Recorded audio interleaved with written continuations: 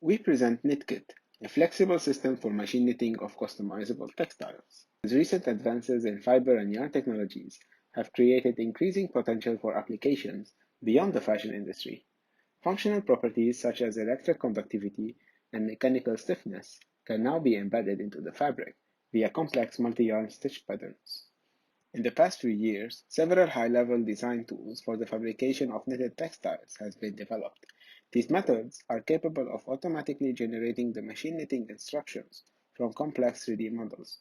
While these works have certainly made the use of knitting machines more accessible, they focus on simplifying the geometry aspect of textile design and do not scale well for handling complex multi-material stitch patterns. For example, to knit an object with a rib pattern, the user has to manually specify alternating rails, and any tweaking to the design's geometry and scale would require the user to redo all the work. In this work, we aim to address this issue. Our objective is threefold. 1. To design a knitting system where the high-level geometric and fabric designs can be specified independently from the low-level instructions. 2. To be able to easily specify and configure complex multi-yarn stitch patterns. 3. To retain low-level control over the instruction generation process in order to have a more flexible system. Our system generates machine knitting instruction from an input design in two stages.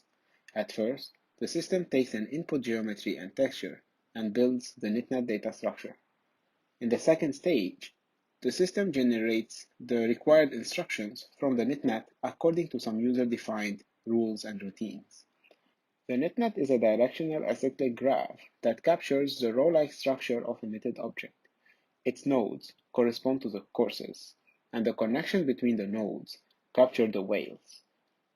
The direction attributed to the edges indicate the order in which the courses have been created. Each node of the KnitNet contains a list of stitches where information about the yarn material and stitch patterns are stored.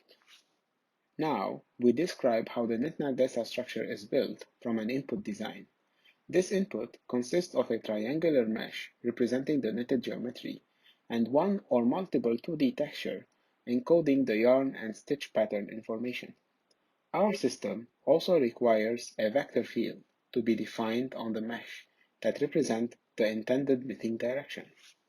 Similar to the state-of-the-art methods, our high-level processing stage is based on a quad-dominant remeshing of the input geometry, where the vertices would correspond to the stitches of the knitted object.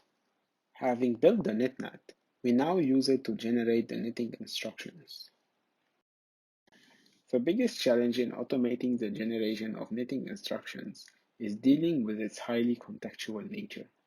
Even for simple actions such as knitting a single course, the low-level instructions depend on several factors. So, in order to generate the knitting instructions from the KnitNet, we proceed into two steps. First, we generate a list of actions according to some graph transformation rules. Then, we translate those abstract actions into actual operation by contextualizing them relative to the current state of the machine's needle bed, using some user-defined routines. Here, we demonstrate how we can knit colored textiles. So, from the image, we compute a dithered luminance texture that we use to derive the knitting process. We then extend the knitting routines with a Fair Isle knit routine that can process the input from the texture and do the color work.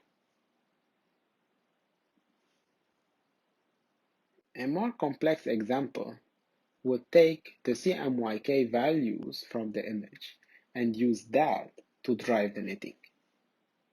Here, all we have to do is to define the CMYK knit routine that would use these values to know which yarn to inlay.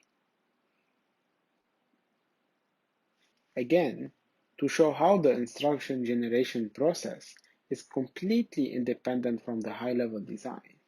Here we show how the Fair Isle knit routine, the same one, can be used to knit a sphere with a map of the Earth.